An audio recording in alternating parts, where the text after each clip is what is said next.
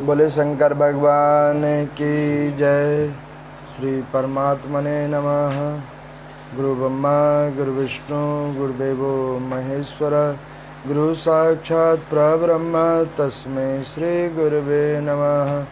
कर्पूरगौरं करुणावतारं संसारसारं भुजगेन्द्रहारं सदा वसन्तं हृदयारविन्दे भवं भवानी सहितं नमामि।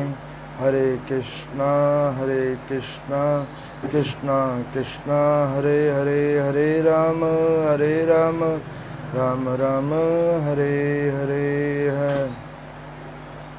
श्री शिव महापुराण की पवित्र पावन कथा, जिस कथा को सुनते हुए गत आज पंचम दिवस की कथा है, 5वें दिन की कथा है। इस पवित्र कथा के अंदर में विंध्येश्वरी संगीता को श्रवण करने के बाद, शिव की महिमा के तत्वों को जान लेने के बाद,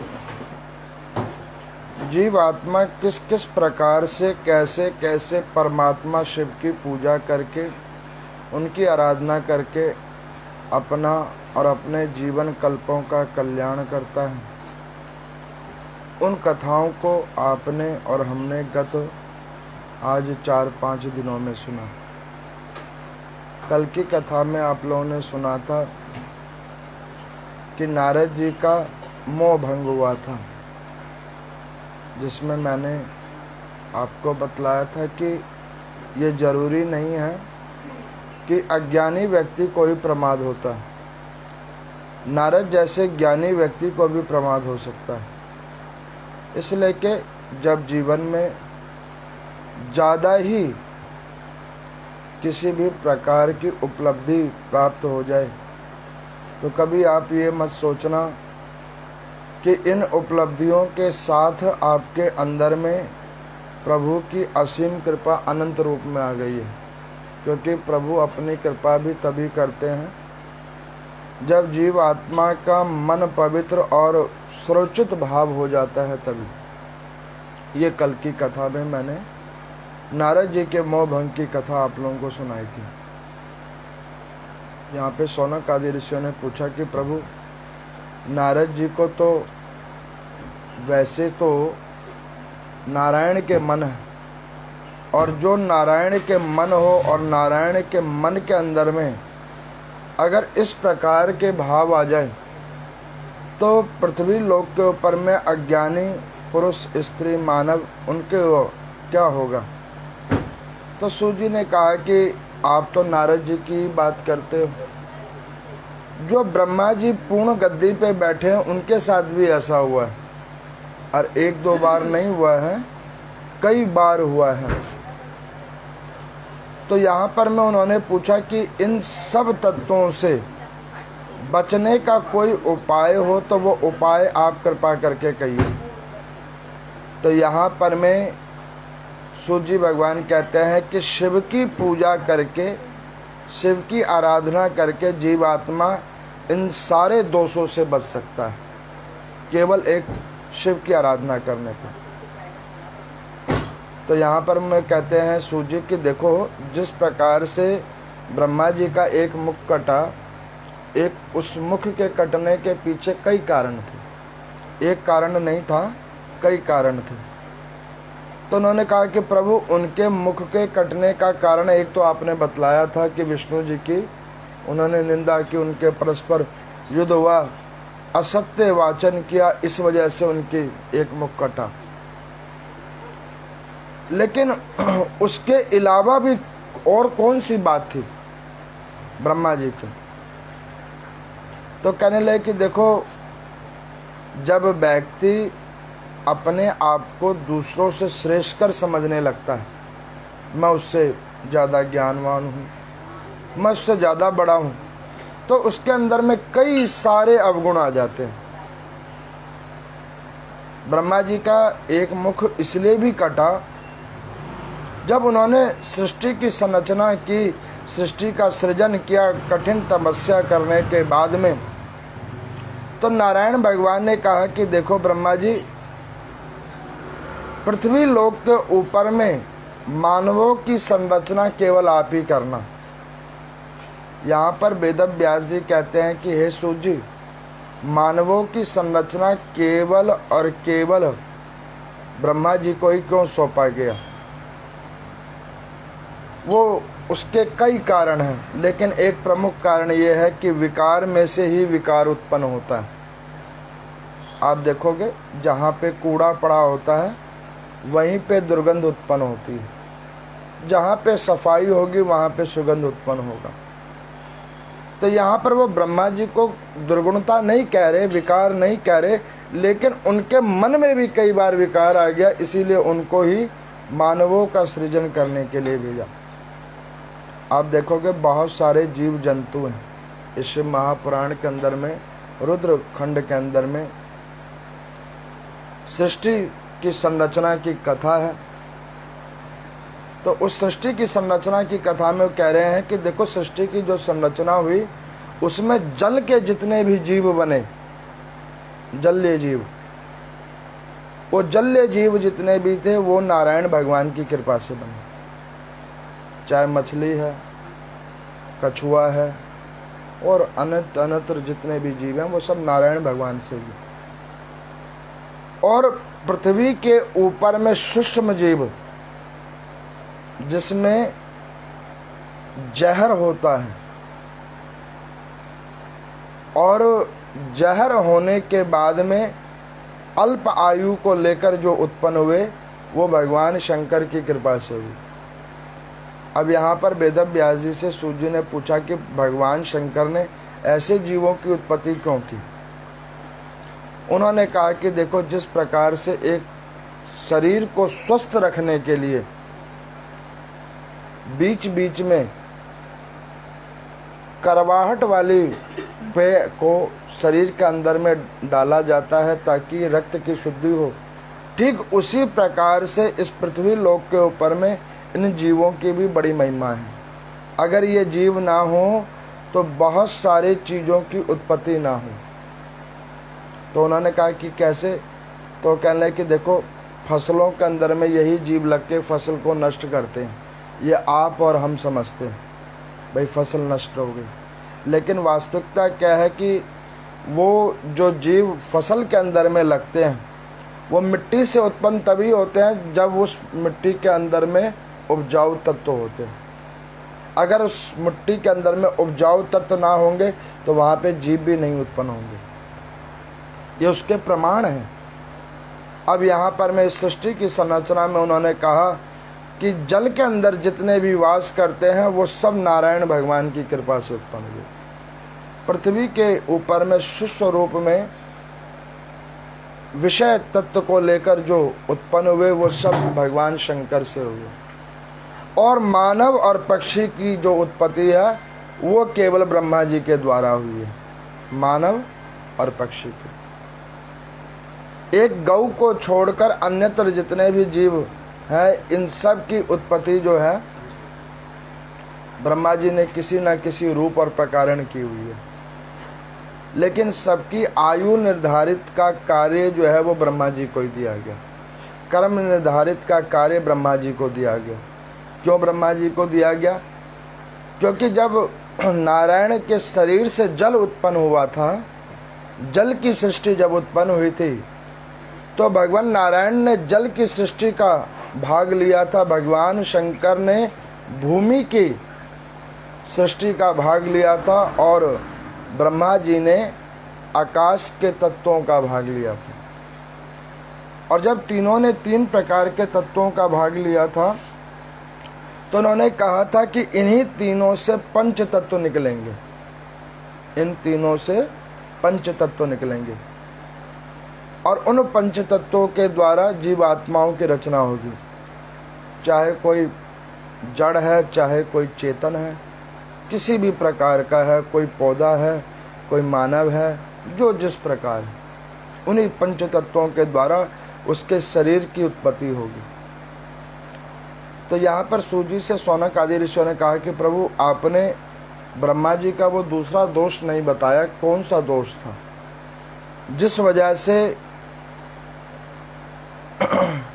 ब्रह्मा जी की इतनी दुर्गति हुई, वो 5वां मुख कटवाना पड़ा उन्हें।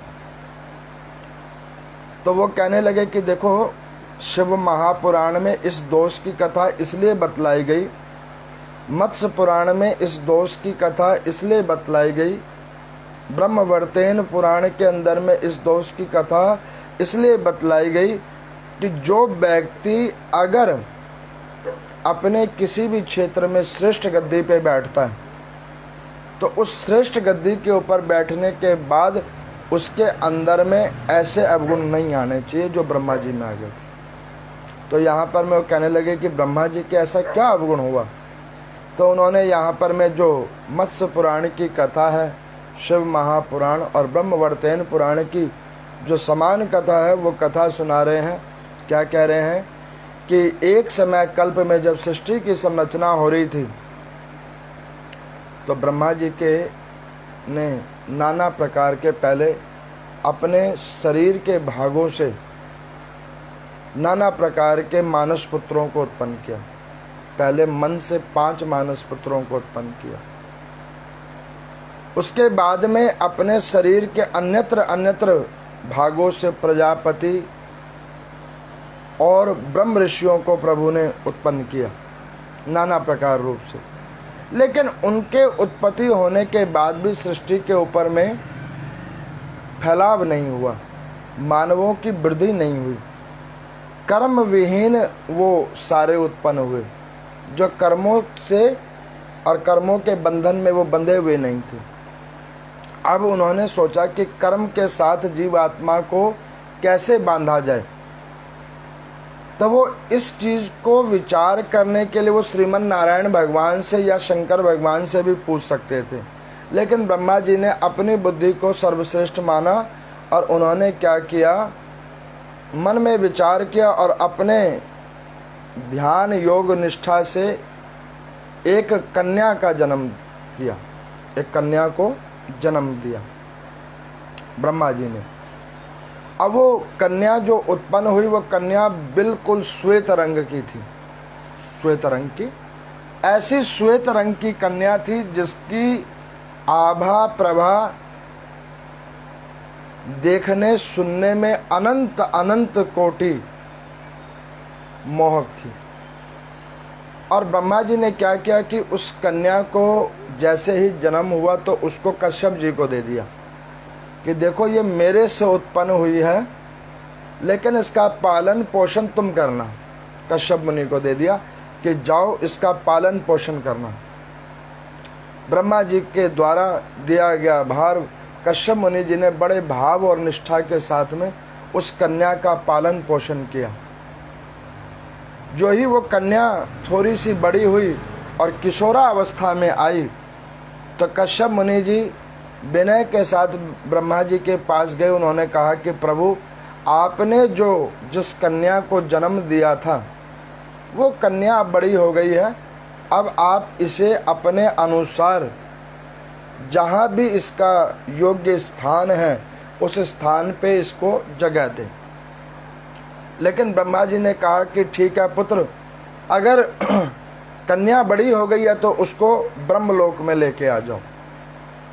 ब्रह्मा जी उस कन्या को जब देखा ब्रह्मलोक के अंदर में तो कहाँ तो वो उनकी पुत्री थी और कहाँ उनके मन में उस कन्या के प्रति दुर्भाव आ गए, अपनी ही पुत्री के ऊपर में दुर्भाव आ गए। और उस दुर्भाव के कारण उनके मन में एक विचार हुआ कि मैं इस कन्या से विवाह करूंगा, क्योंकि अभी ब्रह्मा जी की शादी नहीं हुई है। भगवान विष्णु को समुद्र मंथन में लक्ष्मी जी प्राप्त हो गई हैं। दक्ष की 60,000 कन्याएं हैं, उसमें से एक सती है। वो भगवान शंकर को आगे कथा में सुनोगे, इसी रुद्र संगीता में कैसे मिली हैं। रजोगुण के अंदर में सुरा नाम की देवी की उत्पत्ति है जो लक्ष्मी का भाव रूप है, और तमोगुण के अंदर में ये माँ भगवती सती और पार्वती हैं जो शक्ति के ऊपर में व्याप्त हैं। उनके अंदर में केवल और केवल शक्ति की प्रधानता है, और सतोगुण के अंदर में माता सरस्वती जी हैं, ब्रह्माणी जी हैं। सिर्फ सात्विक विचारों की महिमा जानने वाली माँ सरस्वती हैं। अब तीनों ही गुण जीव आत्मा के लिए बड़े महत्वपूर्ण हैं अगर उसका सददृष्टि और सदुपयोग किया जाए।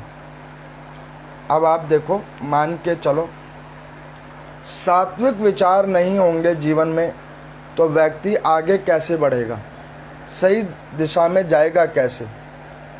और तमोगुण उसके अंदर में नहीं होगी तो जीवन में शक्ति की संचेतना होगी कैसे? और रजोगुण अगर नहीं होगा तो वो कर्म भोगेगा कैसे? अगर किसी के प्रति कोई बंध रूप में स्नेह अथवा कटुता नहीं होगी तो वो अपने कर्मों को भोगेगा कैसे? अब यहाँ पर ब्रह्मा जी ने क्या किया कि मन के भाव उनके बिगड़े और उन्होंने मन बनाया कि मैं अपनी कन्या से ही विवाह कर लूँगा। और ब्रह्मा जी माने नहीं, जबरदस्ती कर भी लिया, उन्हीं को ब्रह्माणी बना लिया। अब जब उन्होंने ऐसा घृणित कर्म किया तो ब्रह्मा जी के सबसे बड़े पुत्र हैं वैश्रवा, जो 11 ब्रह्म ऋषियों में सबसे श्रेष्ठ हैं। पिता की नीच हरकतों को देखकर क्रोध आया, कमंडल से जल निकाला और अपने पिता को ही श्राप दे दिया कि अब से आपकी आयु एक निर्धारित स्थिति पे हो जाएगी। भगवान श्रीमन नारायण का ना तो जन्म हुआ है और ना ही उनका मरण होगा, अजन्मे हैं। भगवान शंकर का ना ही जन्म हुआ है और ना ही मरण होगा, वो अजन्मे हैं। लेकिन ब्रह्मा जी चेंज होते रहते हैं। उनके अपने ही बेटे ने उनको श्राप दिया कि आपने ये बहुत गलत काम किया। अब जब अपने ही बेटे ने श्राप दे दिया, ब्रह्मा जी का सर मुंह नीचे हो गया। अब मुंह नीचे हो गया तो ब्रह्मा जी के जो बाकी के 4 मुंह थे उन्होंने कहा कि क्यों एक के पीछे चारों को तुमने करवा दिया। ये कथा 2 बातों को दर्शाती है। हमारे अपने ही घर में कई बार एक हमारा घर का मेंबर ऐसा होता है जो अपने आगे दूसरों की नहीं सुनता। तो ज्ञानी व्यक्तियों का तरीका क्या है, जब तक वो आपकी बात को समझे तब तक तो उसे समझाओ। अगर वो आपकी बात ना समझे तो उसी वक्त उसी क्षण उसका परित्याग कर दो, क्योंकि उसके साथ जब तक आप रहोगे आपको भी दोष का भाग मिलेगा। अब वो ब्रह्मा जी के 4 मुख कहने लगे कि इस 5वें मुख को हटाओ, क्योंकि इसने कलंकित कार्य किया है। अरे जिसका पिता तो खुद था उसी से तूने शादी कर लिया और अपने बेटे का श्राप तूने ग्रहण किया। तो वो मुख के खंडन होने का सबसे बड़ा भार तो ये था, वो किया गया पाप कर्म। अब ब्रह्मा जी के मन में बड़ा ग्लानि हुआ श्राप मिलने के बाद कि ये मैंने क्या पाप कर्म किया। इसीलिए के सरस्वती जी की पूजा कभी भी ब्रह्मा जी के साथ नहीं होती है। सरस्वती जी की पूजा अलग ही होती है। आप देखोगे गौरी शंकर कहा जाता है, लक्ष्मी नारायण कहा जाता है, लेकिन आपने कहीं सुना ब्रह्मा सरस्वती कहा जाता हो या सरस्वती ब्रह्मा कहा जाता हो? नहीं सुना होगा। सरस्वती जी के मन में भी बड़ा ऐसा मन उनका विचलित हुआ। उन्होंने कहा कि आपने मुझसे पाप कर्म किया, वस्तुत रूप में आपने मुझे अपनी स्त्री बना लिया, लेकिन स्त्री बना लेने के बाद अब आपका और मेरा कोई संबंध नहीं रहेगा। मन में भाव अलग हो गए।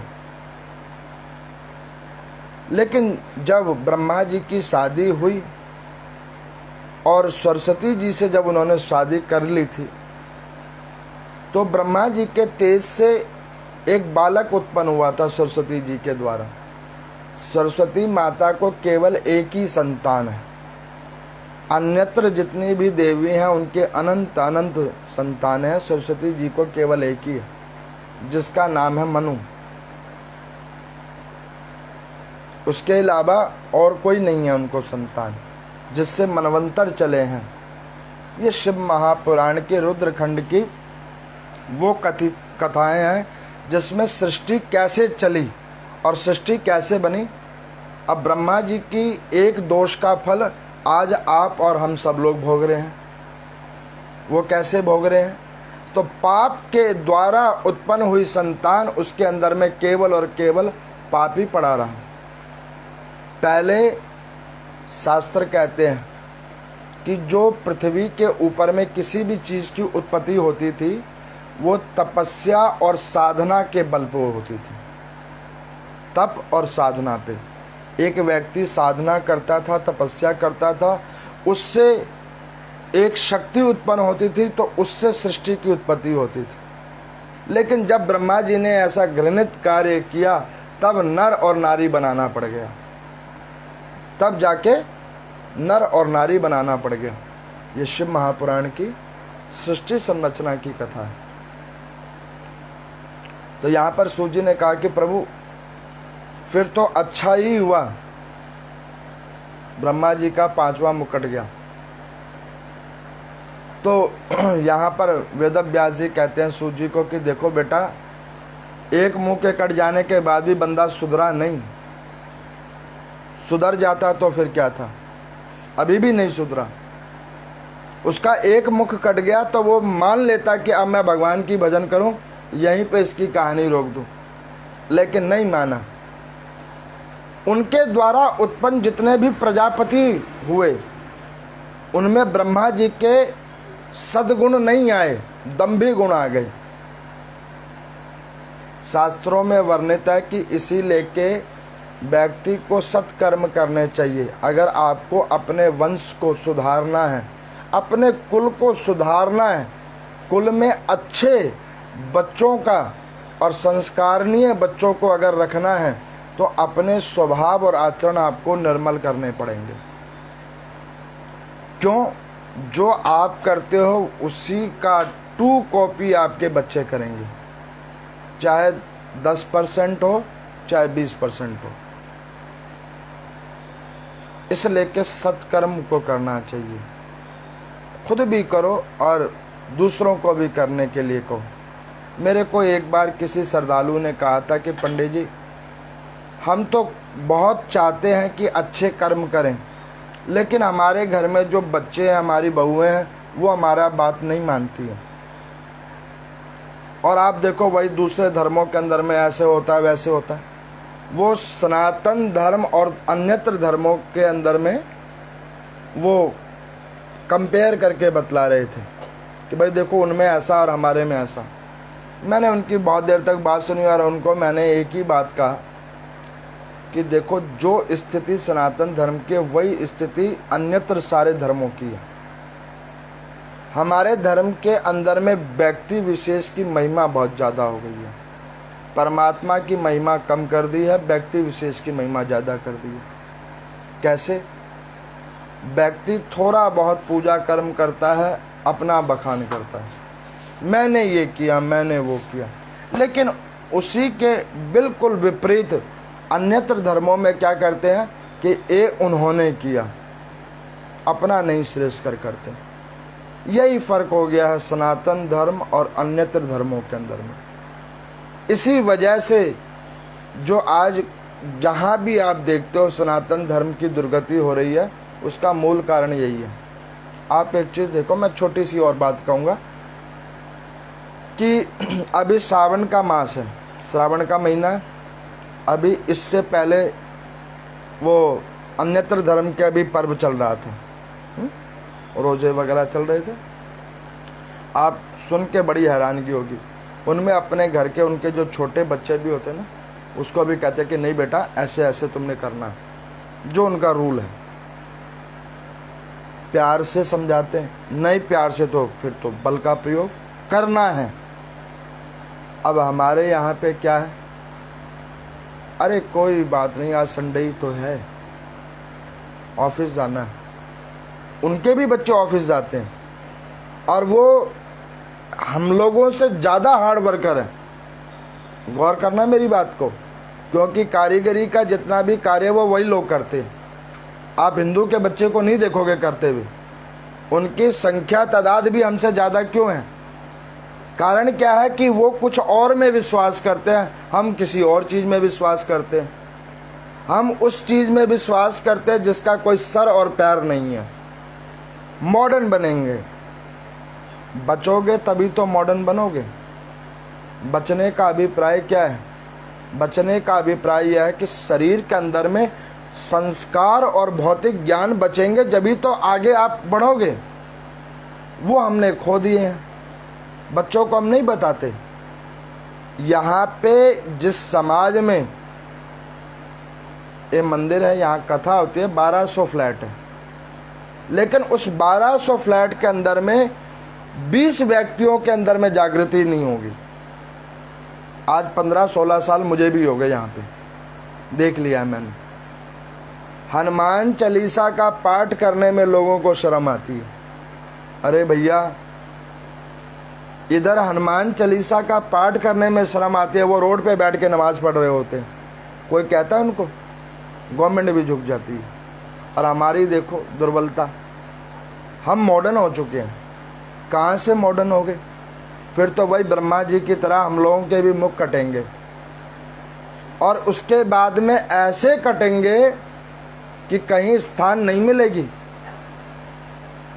जो लोग ये कहते हैं कि हमारे बच्चे नहीं मानते या घर में कोई नहीं मानता, उनके सबसे पहले कटेंगे, क्योंकि उनका घर ही पक्का नहीं है तो बाहर वो क्या पक्का बनाएंगे।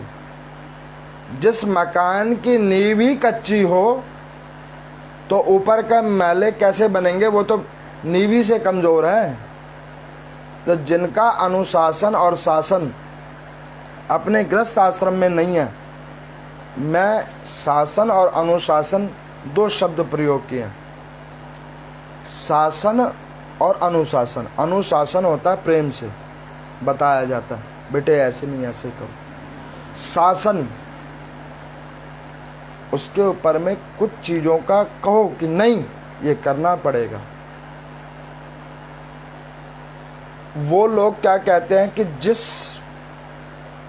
डगर पे हम जाएंगे तो अपने परिवार को साथ लेके जाएंगे, और हम लोग क्या करते हैं, मैंने जो कर्म किए हैं उसका फल मुझे मिले, तेरे वाले का तू जानना। इसी वजह से सनातन धर्म पीछे है।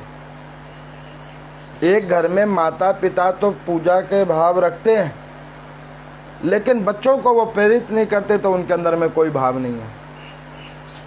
मैं आपको काउंटिंग करके बता सकता हूँ कि GH14 में गिन के मेरे पास 5 या 7 बच्चे ही आते हैं, और मैं दूसरे क्षेत्रों का भी अंदाज लगा सकता हूँ अपने क्षेत्र से कि वहाँ पे इतने बच्चे जाते होंगे। बहुतों को यही नहीं पता भगवान शंकर कौन है। वो वीडियोस दिखाने से नहीं काम चलेगा, स्वयं बताने से होगा। हमारे यहाँ पे सबसे बड़ी कमी क्या है कि हम किसी को बताते ही नहीं हैं। मेरे को किसी ने पूछा था कि पंडित जी ऑनलाइन कथा आपने क्यों शुरू की? ऑनलाइन कथा हमने इसीलिए शुरू की कि लोगों को चाहिए इलेक्ट्रॉनिक मीडिया के ऊपर कथा, तो लो भाई इलेक्ट्रॉनिक मीडिया पे कथा। खुद सुनो, बच्चों को सुनाओ, ये क्या गलत काम कर रहे हो, किधर लेके जा रहे हो सनातन धर्म को। बच्चों को अग्रसर करना पड़ेगा। इस शिव महापुराण की दूसरी कथा है। इसी कथा से प्रेरित एक यज्ञदत्त नाम के ब्राह्मण देवता थे। उनकी पत्नी थी जिनका नाम था दीक्षित, और उनके एक पुत्र था जिनका नाम था गुणनिधि। नाम तो गुणनिधि था लेकिन गुण कोई भी नहीं थे। ज्ञानी ब्राह्मण देवता, लेकिन उनकी जो पत्नी थी वो थोड़ी सी दूसरे स्वभाव की थी। हर चीज़ में पुत्र की बात में आकर उसको छूट दे देने। ब्राह्मण देवता कहते कि प्रातः काल जल्दी उठो, संध्या वंदन करो, भगवान शिव की आराधना पूजन करो, लेकिन माता कहती कोई बात नहीं थी, जल्दी उठने की कोई ज़रूरत नहीं है। अधिकांश घरों में बेड़ा गर्क माताओं ही ने कर रखा है। बुरा नहीं मानना मेरी बात का, अधिकांश घरों में जो बेड़ा गर्क है वो माताओं की देन है। क्यों? वो कहते कि नहीं नहीं नहीं, वो इतनी जल्दी क्या होगा, सो लेने दो, कोई बात नहीं। जो जीवात्मा को माता ही जागृत नहीं करना चाहती है, तो पिता कितना भी अच्छा कर्म क्यों ना कर ले, वो संतान कभी भी नहीं जागृत होगी, हो ही नहीं सकती जागृत। हमारे सनातन धर्म में माता की पूजा का विधान है पिता से पहले। क्यों? क्योंकि माता के अंदर में भगवान के द्वारा वो गुण दिए गए हैं जो उसका परिवार आगे अच्छे और सुशासन को प्राप्त करता है। लेकिन जिस घर में माता के ही भाव ऐसे हों कि कोई बात नहीं बेटा सो जा, तो वो बच्चा कभी जगेगा ही नहीं, वो तो सोता ही रहेगा। अब वही हालात थी उन दीक्षित जी की। उन्होंने कभी भी उन यज्ञदत्त ब्राह्मण देवता की सद बातों को नहीं माना, पति की बातों को नहीं माना, उतनी अहमियता नहीं दी अपने ज्ञान के आगे। उसका परिणाम क्या हुआ? वो गुण निधि जी के अंदर में कुसंगति आ गई। जिस प्रकार समाज में यज्ञदत्त जी का इतना नाम था, लोग उनका इतना सम्मान करते थे, जहाँ वो जाते थे वहाँ उनको बड़ी श्रद्धा और निष्ठा के साथ पूजा जाता था, वहीं उनके विपरीत उनकी जो संतान थी उसको सब है दृष्टि से देखते थे। केवल किसकी वजह से? माता की वजह से। माँ ने संस्कार नहीं दिए। पिता तो बहुत कुछ देना चाहते थे, लेकिन माता ने होने नहीं दिया। जिन घरों में माताओं का ऐसे भाव है और संचालन माताओं ने अपने हाथ में रख रखा है विपरीत दिशा को लेकर, उन घरों की दुर्गति सबसे पहले निर्धारित है। मैं ये नहीं कहता कि हर जगह पे माताओं का शासन गलत होता है, लेकिन जहाँ पर कुशासन को शासन करने का जो ध्येय माता देती है, तो उन घरों की दुर्गति ही होती है, उसकी कभी सदगति नहीं हो सकती। इसी लेके पुरुष को शासन करने का विधान दिया गया। क्यों? ताकि वो सब जगह सोचे। आप देखो, एक घर में पिता होता है, एक बच्चा जाता है पहले पापा के पास में, कहता है कि पापा मुझे वीडियो गेम खेलनी है, आप मोबाइल दिलवा दो। उसका पापा पहले उसको कान पे 2 थप्पड़ मारेगा, नहीं लेना। क्यों? वो जानता है उसका पिता कि ये अवगुण की शुरुआत अभी अगर मैंने नहीं रोका तो बाद में ये विषाद हो जाएगा, ये बच्चे का ध्यान पढ़ाई पे नहीं लगेगा, और ये मोबाइल के द्वारा वो और कई कर्मों को जोड़ेगा जो उसकी अभी आयु के हिसाब से ज़रूरत नहीं है। लेकिन वही माता क्या करेगी? कोई बात नहीं बेटा, तू मेरा फ़ोन ले ले, इस पे खेल ले। हो गई शुरुआत। अब उस बच्चे को पता लग गया कि पिताजी मानेंगे नहीं और माताजी हाल मान जाएंगी। अब पिता चाहे कितना भी शासन कर ले कि भाई बच्चे सुधर जाएं, लेकिन जब प्रॉब्लम कर दी है माता ने, तो बच्चे सुधरेंगे कहाँ से? और नाम पिता का हो जाता है। बताओ तुम्हारे कैसे बच्चे हैं, क्या करे? अब वो यज्ञदत्त जी की यही हालात।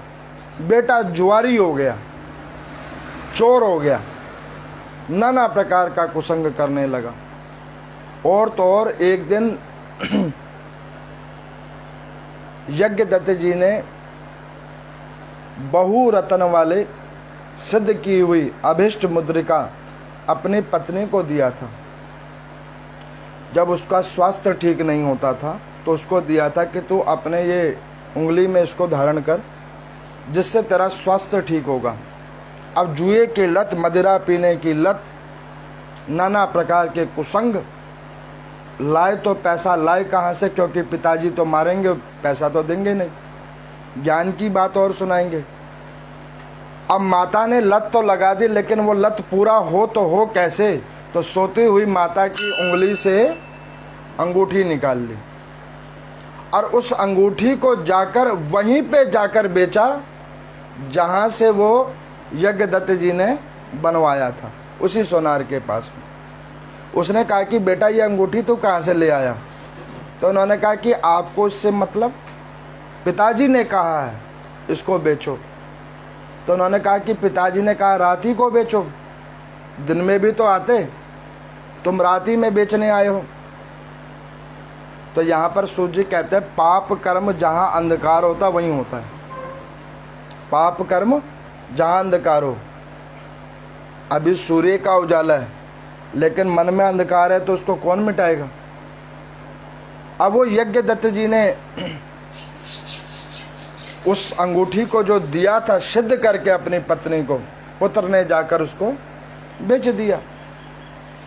अब वो ब्रह्म मुहूर्त हुआ, ब्राह्मण देवता का दैनिक कर्म पूजन पाठ करते हुए आ रहे थे तो वो सुनार हाल आया। उन्होंने कहा कि प्रभु ये आपके पुत्र जो हैं सो इस अंगूठी को बेच गए हैं। उन्होंने कहा कि ये अंगूठी तुम्हारे पास कैसे आई। कहने लगे कि ये तो मुझे नहीं पता, ये आपका बेटा बेच गया। अब वो ब्राह्मण देवता का मुंह एकदम से नीचे हो गया। मुंह नीचे हुआ कि भाई ऐसा घृणित कर्म किया मेरे बेटे ने। और उससे भी ज़्यादा मन में ये दुख हुआ कि जिस पत्नी को सिद्ध करके दिया कि भाई इससे तू अपने शरीर की रक्षा करना, स्वास्थ्य को सबल करना, उसने अपने अयोग्य पुत्र को कैसे दे दिया। अब वो ब्राह्मण देवता के मन में आया कि कुछ धन देकर वापस उस अंगूठी को ले लूं। फिर उन ब्राह्मण देवता ने सोचा कि ना, जिसके कर्म में ही कुछ नहीं लिखा है तो उसको देने वाला कितना देगा और वो कितना भोग लेगा। कई लोगों के भाग्य ऐसे खराब होते हैं कि वो खूब पूजा कर ले, खूब पाठ कर ले, कुछ असर नहीं करते। क्यों? क्योंकि भाग्य ही इतने खराब हैं और दोष परमात्मा की देते। आप देखो कईयों का शरीर होता है, एक गिलास पानी पिए तो पानी भी घी के बराबर लगता है, और वही विपरीत दूसरे व्यक्ति का शरीर है, रोज़ ड्राई फ्रूट्स और पनीर खा रहा है फिर भी शरीर वहीं का वही है, क्योंकि शरीर में दोष है। ठीक उसी प्रकार ब्राह्मण देवता सब नीचे करके आगे घर में आए। सबसे पहले अपनी पत्नी को ही पूछा कि भाग्यवान वो जो तुमको हमने दिया था अंगूठी, वो अंगूठी कहाँ गई। अब अंगूठी का नाम सुना तो उन्होंने उंगली देखी, भाई अंगूठी कहाँ गई, अंगूठी तो इसी उंगली में थी, वो अंगूठी कहाँ गई। अब वो ब्राह्मणी कहने लगी कि ये अंगूठी शायद कहीं किचन में रख दिया होगा। बातों को इधर उधर करने लग गई। ब्राह्मण देवता ने कहा कि देवी आज तक तुमने मुझसे बहुत सारे असत्य वचन किए, लेकिन आज तुमने वो कर्म किया है पुत्र मोह के पीछे जो होना नहीं चाहिए था। तुमने अपने कारण मेरी सिद्धि का भी अपमान किया है। मैंने जो तुम्हें सिद्ध करके वो मुद्रिका दी, तुमने उसका भी अपमान किया है। इस वजह से ये काम तुमने ठीक नहीं किया। अब मेरे पास में केवल दो तरीका है, या तो मैं तुम्हें भी छोड़ दूं और नहीं तो तुम अपने बेटे को इसी वक्त इस घर से बाहर निकाल दो। अब बताओ करना क्या है। नारी कब विफल हो जाती है? जब सपोर्ट ख़त्म हो जाता है। उससे पहले अपना ज्ञान विवेक होता है। अब उसने सोचा कि भैया पति रहेगा तो मानदान भी होगा, पुत्र नहीं रहेगा तो काम भी चलेगा, कोई बात नहीं। नालायक था और निकाल दिया, कोई बात नहीं। दीक्षित जी ने क्या किया, बेटे को कहा कि बेटा अब तू चला जा, तेरी वजह से तेरे पिता की बड़ी नाक कट गई और उनकी वजह से अब मेरी जो दुर्गति हो रही है सो हो रही है, तू घर को छोड़ के चला जा। अब नाना प्रकार की यातनाओं के बाद में यज्ञदत्त जी ने और दीक्षित जी ने अपने पुत्र को घर से बाहर निकाला। लेकिन बाहर कब निकाला? जब वो बर्बाद हो गया पूरी तरीके से। मैं इसीलिए कहता हूँ कि शुरुआत में क्यों ना रोकथाम करें, बाद के लिए क्यों इंतज़ार करें, और जब बाद हो जाएगी फिर करना क्या, फिर तो वो अपने आप ही बाद में चला जाएगा। अब वो गुणनिधि जी को पिता ने घर से बाहर निकाल दिया, और तो कोई काम आता नहीं था, ज्ञान विवेक कभी लिया नहीं था। ज्ञानी पिता होने के बावजूद उनका कोई उनके पास में प्रभाव और अभाव नहीं था। अब उस प्रकार से वो गए, जंगलों के अंदर में गए, वहाँ पर वन्य पशुओं को मारते, उसी से अपने जीविका चलाते। लेकिन वो वन्य पशु भी कितने दिन मारते। अंत में जीवन में बड़ा एक अद्भुत रूप से ग्लानिन भाव उत्पन्न हुआ। वाकई मैंने बड़ा पाप कर्म किया। ये आप हम सबकी ये हालात है। शुरुआत में पता नहीं चलती है, मन के अंदर बैठे हुए परमात्मा बतला देते हैं कि ये काम ठीक नहीं हो रहा है, लेकिन मन के ऊपर चढ़ा हुआ मोह और प्रमाद वो उस बात को सत्य नहीं होने देता है। क्यों नहीं होने देता? वो कहता नहीं नहीं नहीं, ये इसको छोड़ो, जो तुम कर रहे हो वही ठीक है। वो पता बाद में लगता है, जब मन अंदर से चारों तरफ टूट जाता है, हर जगह से उसके मार्ग बंद हो जाते हैं, तब कहता है कि ना, गलत काम कुछ किया था। मन भी कहने लगता है। अब गुण निधि जी ने सोचा कि अब तो इससे अच्छा मर जाना ही ठीक है। जिस ज्ञानी पिता का इतना यश था, कीर्ति था, उसका मैंने सब यश कीर्ति को पानी में मिला दिया। मेरी माँ जिसने सदा सर्वदा मेरे से मोह किया, प्रेम किया, इकलौती संतान में था, पुत्र संतान, और मैंने उसके स्नेह का उसको ये भाग दिया कि उसके ऊपर भी पिताजी ने नाना प्रकार का कोप किया। और अभी भी मेरी हालात देखो कि मैं चोरी चकारी से पीछे नहीं हट रहा हूँ। बहुत दुखित होकर मन में सोचा कि अब इस पापी शरीर को यहीं पे मैं त्याग कर दूं। अब ये विचार करके इस पापी शरीर को त्याग करने के लिए गंगा के किनारे पहुंचे, गंगा की लहरों को देखा और उस लहर को देखकर मन में विचार किया कि अब इसमें कूद के शरीर ही खत्म करें। जीवन में ऐसे कई बार हालात आते हैं विषम, जब लोगों को लगता है इससे अच्छा मर ही जाना ठीक है। मेरे पास ऐसे बहुत सारी श्रद्धालु हैं, वो कहती हैं कि पंडित जी बहुत दुखी हो चुके हैं, अब मज़ा नहीं आता। भाई मज़ा तो आपने खुद ख़राब कर लिया। आपने मज़ा किन में ढूंढा है? जो पहले ही नीरस हैं। जितने संबंध होते हैं ये सारे नीरस हैं, ये स्वार्थ के रस हैं, अन्यत्र सारे नीरस हैं। आप ये देखो, जिसको आप स्नेह करोगे वो आपको राम राम जी कहेगा, नहीं स्नेह करोगे तो आपको देख के मुँह घुमा लेगा। इसका मतलब क्या है? स्वार्थ के रस हैं, और जहाँ स्वार्थ नहीं है वो सारे संबंध नीरस हैं। और रस जहाँ है उधर हमारी दृष्टि नहीं जाती। माला लो और नींद आ जाती है, धार्मिक ग्रंथ को सुनो और नींद आ जाती है। अच्छा कहीं पे भजन हो तो भजन, अच्छा मेरे पास तो कुछ ऐसी श्रद्धालु हैं कि भजन करते करते सो जाती है, भजन करते हुए सो जाती हैं। मज़े की बात देखो कि नींद कितनी पक्की है, ढोलक भी बज रहा है, चिमटा भी बज रहा है और नींद पूरी आ रही है। अब पूछ लो कि अब भजन किसका हो रहा था, तो मुझे नहीं पता। और क्या करने आए हो? कीर्तन। अब बताओ, ऐसा कीर्तन तो घर पे भी हो सकता है।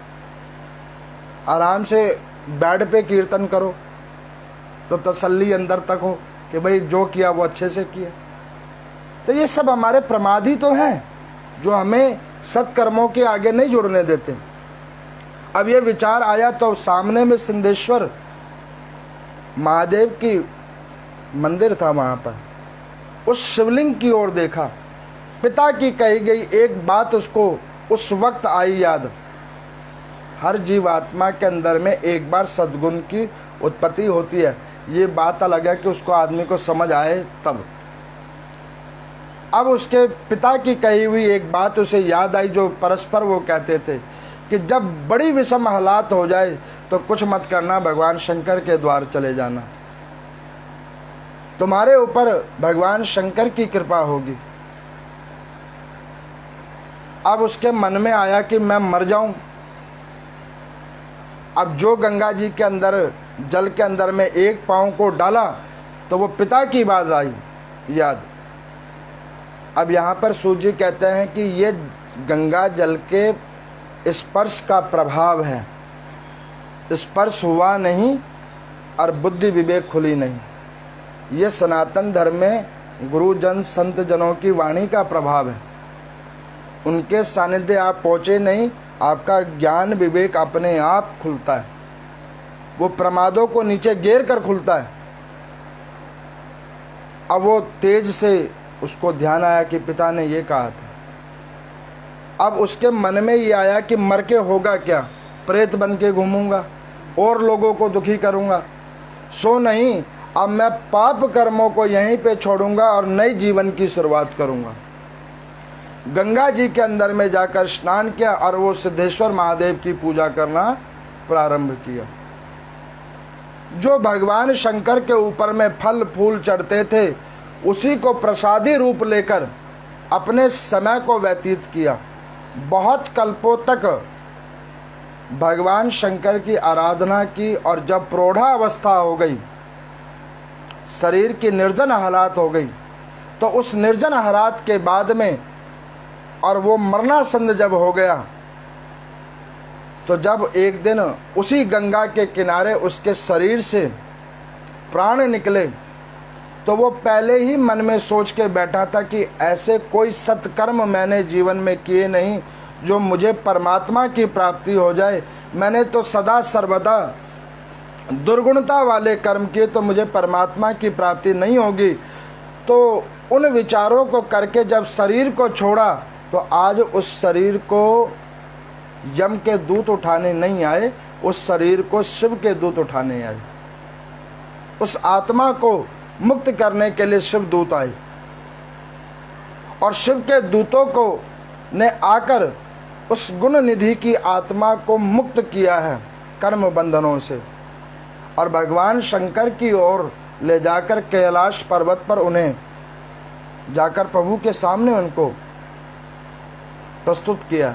भगवान शंकर बाकी की आयु में किए गए सत्कर्मों से प्रभावित होकर मन में किए गए कर्मों के प्रति ग्लानिन भाव को देखकर, उसके प्रायश्चित भाव को देखकर प्रसन्न होकर उसे कुबेर का पद दिया है भगवान ने। ये शिव महापुराण की रुद्र संगीता का गुण निधि जी की कथा है, जिसमें कुबेर की उत्पत्ति कैसे हुई वो कथा मैंने आपको सुनाई।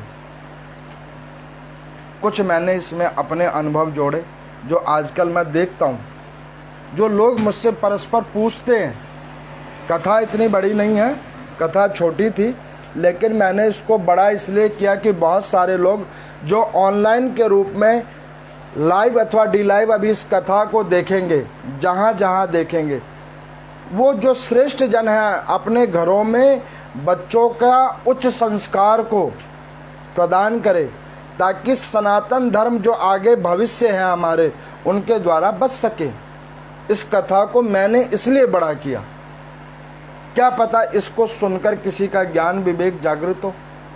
ये पुराण की महिमा केवल शिव महिमा ही नहीं है, इस पुराण की महिमा ये भी है कि समाज का कल्याण कैसे हो।